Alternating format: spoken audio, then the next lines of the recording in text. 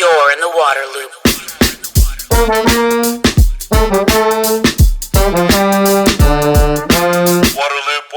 Waterloop. It's starting, it's getting going. It'll tune in. Okay. You're in the waterloop. This is Travis. I'm really stoked to be joined by Mark Price, CEO of Firewire Surfboards. Mark, how you doing? I'm well, thanks, Travis. Yeah. Any waves out your way today? Unfortunately, it's howling onshore, dirty water. It's just a train wreck of negative nature, but it'll come right. Bummer. I'm in, so I live in Wilmington, North Carolina, Wrightsville Beach here, and we had some stomach high waves today. Winds were pretty light, so enough to get in the ocean and enjoy. So I guess I win the surf report of the day. Today. Yeah. So I'm really interested to talk to you. I've been surfing for a long time, but I'm not one of the people that's paid a lot of attention to surfboard construction and how they're built and the materials and all that. And, but I'm someone that's very concerned about the environment and really looking to be sustainable. So, I wanted to talk to you and hear about the boards that you guys make. But I want to kind of start at ground zero, I guess. And how have surfboards typically been made in a way that's not eco-friendly? What's the model that you guys have gotten away from? Right. Well, yeah, that's a good place to start. The shape of the modern surfboard is completely different to what it was 30, 40, 50 years ago. It's advanced tremendously, yet the materials are basically the same. There hasn't been a lot of progress. And one of the reasons for that is the materials used in traditional surfboards are just very easy to work with. And it's somewhat of a low margin industry with relatively small companies that are capital constrained. So you can see why they would gravitate towards materials that performed really well, make no mistake, but are also very easy to work with. Whereas some of the greener materials are a little bit more difficult to work with, have slightly higher costs associated with them. And so, you've got to be really committed to make that transition. Yeah. So what are the materials that are, typically very easy to work with that the industry has really just relied on and gone with? Well, the two main ones are polyurethane foam and polyester resin. Now, polyurethane foam has a very, very tight, small cell structure, so it holds refined shapes really well. And then polyester resins, the cure times are really fast, so you can basically build a board from start to finish in a day. Whereas EPS foam has a slightly larger bead structure, and the epoxy resins take longer to cure, unless you have some pretty technical equipment to speed up the cure times. But that equipment's really expensive. Yeah. So when did you all start looking at different ways to construct boards, and what drove that decision? Well, we were fortunate because we started with basically what was an eco board. There was a board builder in Western Australia by the name of Bert Berger who decided that there was a better way to make a surfboard. And he wasn't necessarily committed to sustainability per se. He just wanted to build a more durable surfboard, which is also sustainable, and increase the performance. So he started working with a completely different mix of materials versus the traditional surfboard. And he succeeded. But being a small board builder, he then approached friends of mine and said, look, I've got this. Let's take it to market, and I need your expertise and resources to commercialize it. And so I got involved at that point, and then we basically took his original technology and brought it to market. And it just so happened that in a University of Brisbane study, which was done in 2005, his particular recipe emitted 50 times less VOCs versus the traditional surfboard during its manufacture and over its life, and it was more durable. So we didn't have any legacy issues. We weren't one of those companies where we had to make a pivot towards more sustainable practices. We didn't exist. And so we started on the right foot, so to speak. Yeah. So is this really the breakthrough for the board industry? Was Bert, I think you said his name, and is that really kind of where this originated with, was him? Well, yes and no. I mean, in the sense that there are a number of other small scale builders who actually build even less toxic surfboards than we do, but they don't achieve scale. So I think what we brought to the table was obviously taking Bert's recipe, and by commercializing it, we helped shift the consciousness of the industry and the consumer towards less toxic surfboards. So because we did it at scale, we are considered impactful and the first, so to speak. But we weren't really the first. We were the first to do it at scale. Gotcha. Okay. Can you talk a little bit about what the negative environmental impacts are of the materials that used to be used and the manufacturing process that used to be used, and just kind of why that was not sustainable? Sure. So the polyurethane foam and polyester resins emit far more VOCs to start versus EPS and epoxy, 50 times more, as I mentioned. But perhaps more dangerous are the solvents that are needed in the factory process to clean the equipment. So, for example, with polyester resins, acetone is commonly used to clean the equipment, and it's a known carcinogen that can be absorbed through breathing and just through the skin through contact. And you'll see these crazy respirators that a lot of shapers and laminators wear when they're working in polyester factories because of the toxicity. I mean, it literally is life-threatening. Mm-hmm. Wow. And is there also something with the amount of waste maybe that comes out of the process, or comes off the manufacturing process, the boards? Then that's kind of not a good thing, because that's not very sustainable to have. Yeah, so you can reduce the waste with traditional materials the same way we have with our materials, and that's ordering your raw materials to a tighter spec and then creating various upcycle opportunities with the waste materials that are generated even with that tighter spec. So, for example, one of the largest quantities of waste by volume that we create is the foam dust that's produced from taking that block of EPS foam and shaping it to the finished surfboard shape. And we densify that material using pressure and heat. And we're actually making flower pots and garden pavers out of a waste material that would have gone into a landfill. And that's reduced our waste per board by 95% over the last couple of years, along with Wow. some other initiatives. Wow. Yeah, I saw when I was looking at your website, I saw that. I'd never seen those before, those kind of paver blocks. You can build a Right. patio out of it, or whatever, huh? Yeah. And then we also decided in 2014 to switch over 100% to bio epoxy resin, which has even less VOC emissions versus regular epoxy resin. So we've reduced the toxicity of our resins, we've reduced our waste streams, and there's various other initiatives. We capture the condensed water that leaks out of the air conditioners and run it back through the air conditioning system, and that reduces the power needed to run the air conditioners by about 30%. And what's cool about it is all of these technologies and innovations, they're out there. We didn't invent any of them. Densifiers and the cooling system I just mentioned on the air conditioning. So if you have a commitment to running a less toxic business, and I like to use that word versus sustainability, and maybe we can come back to that, later in the conversation.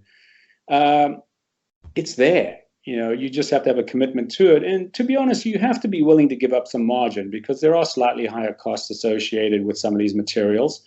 But if you're in your business for the really long term, then those are investments that we're willing to make. Interesting. So, and there's several questions I could go with after that. So the business case, right? Yeah. The business case for it, there's the idea of being a responsible business, doing the right thing, like you just alluded to. It might cost you a little bit more to make these boards this way, but there's a lot of consumers out there that are very interested in these types of products and want to buy something that is more eco-friendly, right? I mean, that's part of the business case as well. Absolutely. Look, the number one objective of a business is to stay in business. And in order to do that, you have to make a certain amount of money just to finance the operation. So we never lose sight of that. But once you get past that, we believe that at some point in the future, and is it 5 years, 10 years, 20 years? I don't know.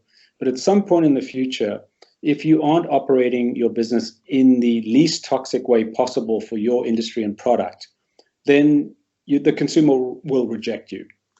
Now, granted, today there's only a small segment or a relatively small segment of consumers where that's their number one operating principle. What is the toxicity or lack thereof of the product and company? And that's going to be my go-to decision-making point. But that group is growing. And so we look at it existentially. And when that day comes, if you haven't prepared for it, you're not going to be able to pivot on a dime to address that consumer's needs, and you will potentially be out of business. So we're doing it for the right reasons because we care about the planet, but of course we're doing it because we see it as a business imperative. Yeah, very interesting. I mean, I do. I remember seeing you guys kind of being the first to scale this up in this space. I think some other manufacturers have kind of followed the lead a little bit, right? You don't have to name you don't have to name names here. We don't. No, but I think you've kind of seen the industry trend follow after you guys, really. Well, yes, and I'll come at it from this angle. There's an organization called Sustainable Surf, and they have what's called an EcoBoard certification, which is similar to the LEED certification in architecture. So when we switched to bioresin in 2014, 100% of our production became EcoBoard certified. We've heard stories of our competitors' customers coming, because people are often brand loyal, and they're coming into surf shops saying, hey, I want an EcoBoard from this brand or that brand. And we're stoked to hear that. Of course, we'd prefer if they bought our boards, but if you really care about sustainability and care about the environment, then you want the entire industry to tip. We can only do so much within the scope of the boards we build and the customers we sell to. And so when we hear stories of other companies following suit for whatever reason, it's very gratifying. Yeah, absolutely. Makes sense. You mentioned that you like to use this word about talk about the toxicity being less toxic instead of talking about sustainability. Where's that come from? Well, sustainability can mean any number of things depending on who you're talking to. So, I mean, if you're talking to a CPA, sustainability will be positive cash flow so we can get from one quarter to the next. If you're talking to a committed environmentalist who believes, which I do sometimes, most times, that we're on a collision course with hell if we don't change our ways, then your view of what sustainability means would be maybe considered extreme from someone who just wants to live a slightly greener life. And so it can become this sort of like organic, in the food industry, organic has become, I wouldn't say meaningless, but it's been diluted to the point where no one's quite sure what the differentiating factor is when something's labeled organic versus not. And so sustainability, it can be used in a greenwash way where you can just throw it out there and it has this sort of proxy meaning to it that, hey, we're doing the right thing. I think you've got to dig a little deeper. And to be a little bit more aggressive in commenting about it, we're not sustainable. Our surfboards are still toxic. They still go into landfills. And when I look at sustainability in its purest sense, it's cradle to cradle. It's no virgin inputs whatsoever, and the absolute minimal carbon footprint achievable. And we're a long way away from that. So we like to say that we're absolutely committed to reducing the toxicity of the modern surfboard, and we're going to take it as far as we can go. I like that. As a communications person myself, I can understand that you're using words that are more precise, that actually have a definition, and people can understand what you're talking about, whereas sustainable is very broad and vague. That makes sense. Yeah. You mentioned the EcoBoard rating piece, and I think you have boards that kind of have different levels of rating, right? Correct. Could you talk about what those levels are and how a board fits into either one of the categories? Yeah. So when Sustainable Surf first launched, they had one category, EcoBoard, and it had about a 30% reduction in CO2 emissions versus a traditionally built surfboard. And any surfboard that met or exceeded that benchmark would be labeled an EcoBoard.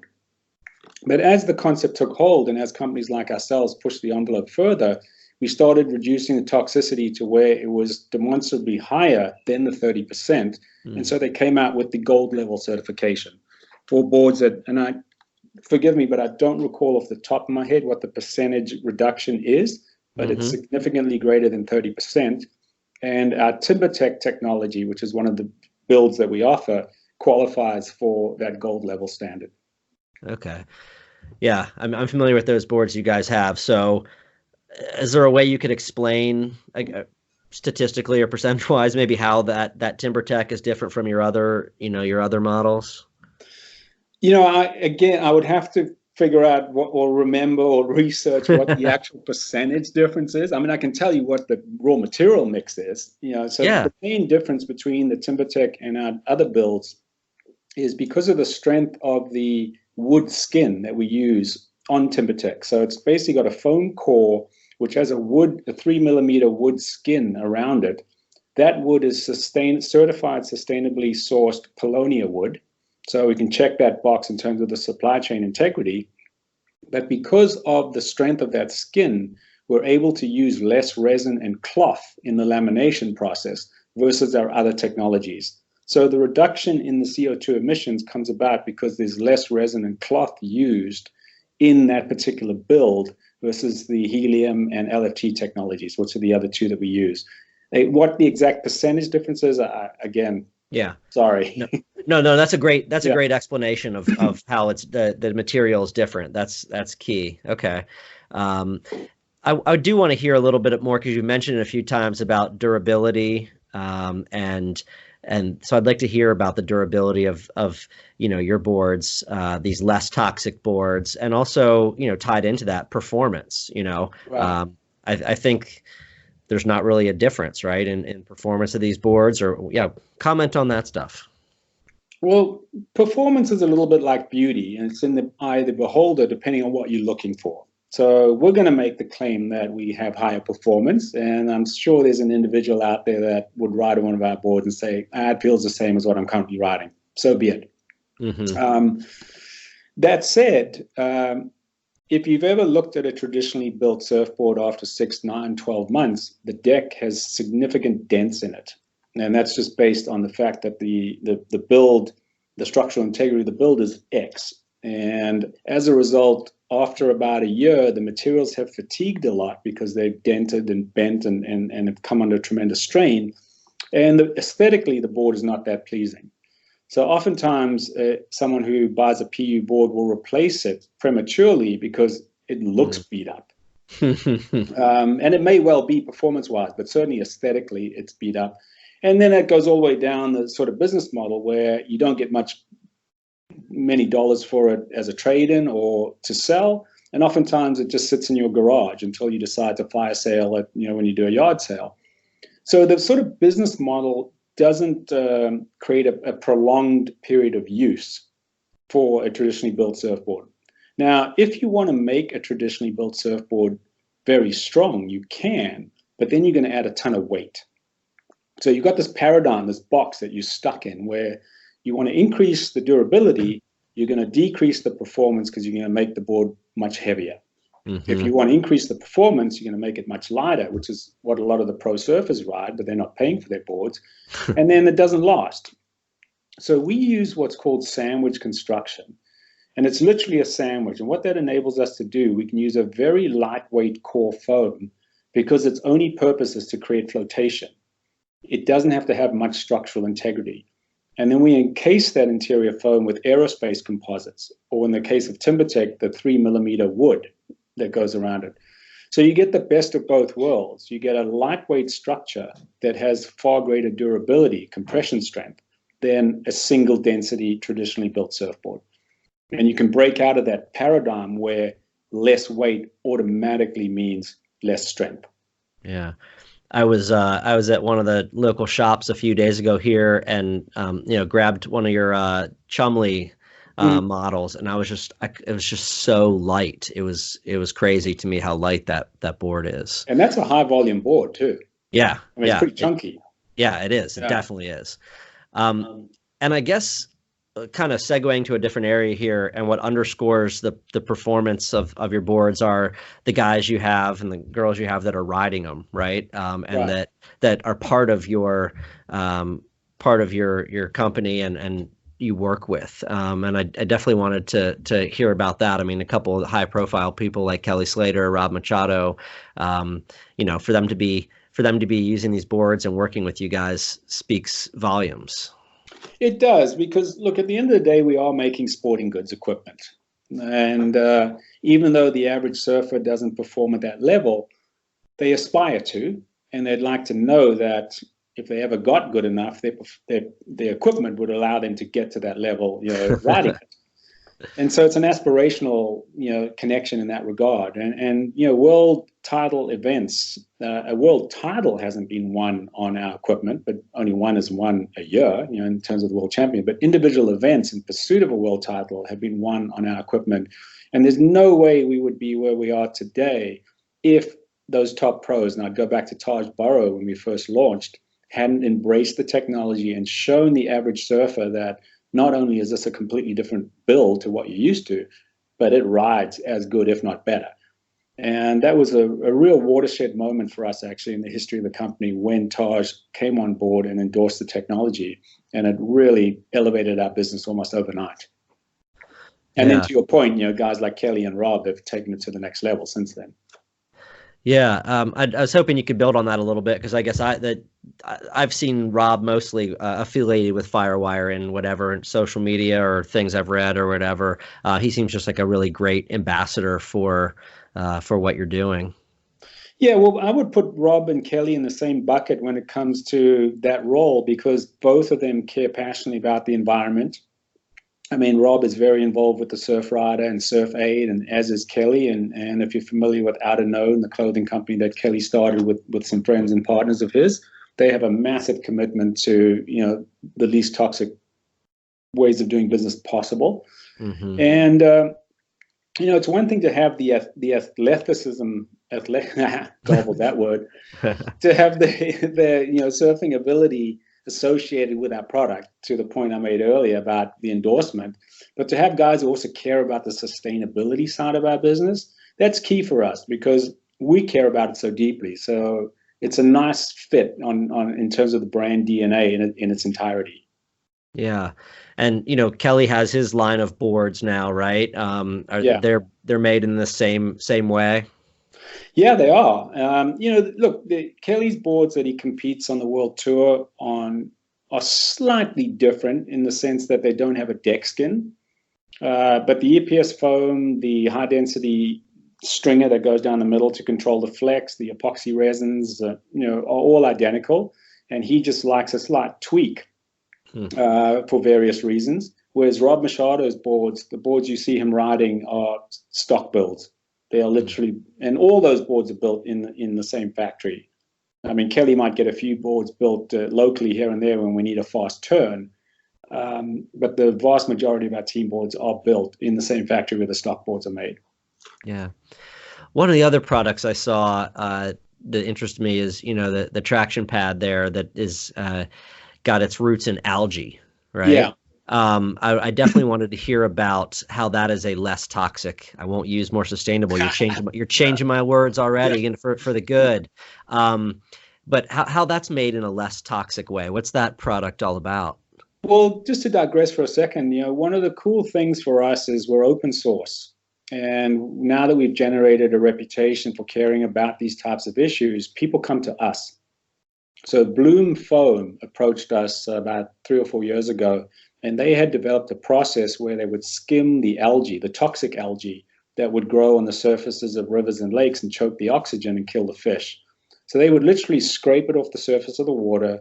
They would desiccate it, pulverize it, and then mix it with the other traction pad materials to create a composite that had a certain percentage of algae in it, which would then reduce the overall toxicity of that traction material versus traditional traction pads. So it's a similar story to what we did with the bioresin and the EPS foam, where you're using similar materials, but you're tweaking them slightly to reduce the carbon footprint.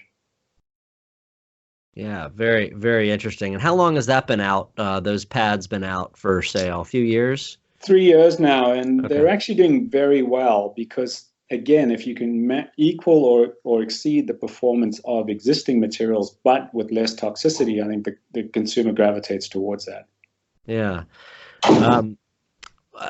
what about on the other front? Are there any other products you guys have that are less toxic? Anything with leashes or anything like that? Yeah, we have a leash and another open source product. This Swedish surfer decided that we could make a less toxic leash, and he used a 20% recycled urethane in the cord. He used PET filament, which is a nylon filament created from recycling plastic bottles. So the webbing and the cuff are made from that material. Even the threads that are used on the label, the Slater Designs label, are from recycled content. And then he used Ulex, which is the Patagonia wetsuit rubber on the inside of the cuff. And the combined result, again, was a similar product to what's out there, but with less toxicity and equal or better performance.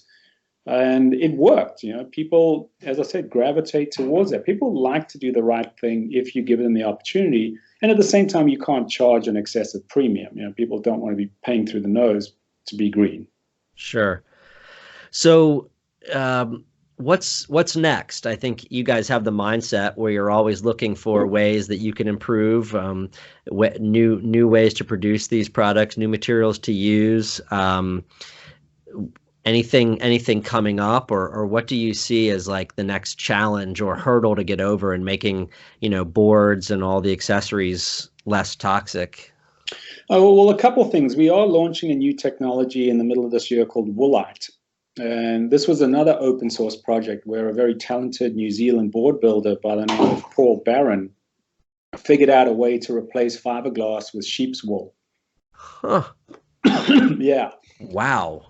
It's pretty crazy. And it's not the woven wool that you'd make a suit out of. It's not completely raw sheared wool. There is a slight processing to it, which has some intellectual property associated with it, but it's pretty low energy in terms of creating the material. And obviously it's sustainable because every 6 months the sheep have to be sheared.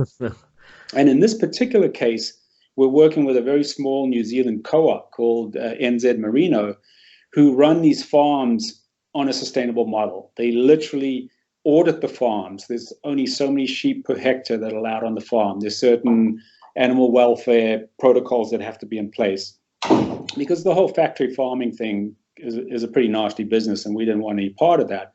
But we're completely satisfied. I've gone down there twice now and visited the farm, spoken to the farmers, and we're confident that it's a transparent and very sustainable business model that they're running down there in the way that the sheep are raised. But anyway, it's a super unique evolution of surfboard construction where you're replacing the fiberglass with the wool. And I think the next big step forward will be fully recyclable and or biodegradable foams. Now, you can already get partially recycled content foam. So you can get EPS with 20% recycled content, which we use in the TimberTech boards, which also helps that gold standard certification. But ultimately, you want to get to the point where you have a completely recyclable, reusable, compostable foam core. And that would be a huge step up. And there's some very interesting innovations going on right now that aren't yet market ready, but one of them's going to be. Yeah. And that's going to be an exciting day when that comes to market. Yeah, I mean, technology is just making all kinds of things possible. That's for sure. Yeah. I wanted to kind of close by asking you about something you mentioned before about some of the foundations, some of the nonprofits out there that, do good work that I notice that Firewire, supports and partners with and works with, like Surfrider Foundation and others. Could you talk a little bit about why you guys do that? Well, if you care about the planet and the environment, by association, you probably care about the people too. And so we say, people, what's people, profit, and purpose. Those are the three things that really drive our business. And profit has to be in there because, as I mentioned, it is a business and we want to stay in business. And purpose comes down to the way in which we build our boards and the commitment we have to reducing the toxicity. And then there's the people. And so to your point, we're one of the largest surf industry contributors to Surfrider, which is quite an indictment actually of the surf industry, given how small we are and we don't get that much money. So they could use a lot more support. We also support Surf Aid, as you mentioned, Share the Stoke Foundation. We give them 100 surfboards a year. And they go into second and third world countries, and they go into the villages, and they talk to the teachers and the mayor, and they find out which kids are the most deserving, and they give them surfboards and teach them how to surf. It's an amazing organization. Excuse me. Surfers Against Sewage is another one we support. And yeah, we'll also be Fair Trade certified in 2020. We'll be the only surfboard factory in the world. So it's not just about caring about people outside of our business. We care about the people inside of our business as well, because the Fair Trade certification is quite a rigorous protocol that you have to go through and standards you have to meet, because we own and operate our own factory. So it's important to us that our staff work in the optimized environment.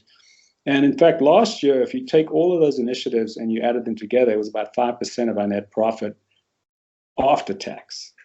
Yeah, well, that's not a small slice of that pie then at all.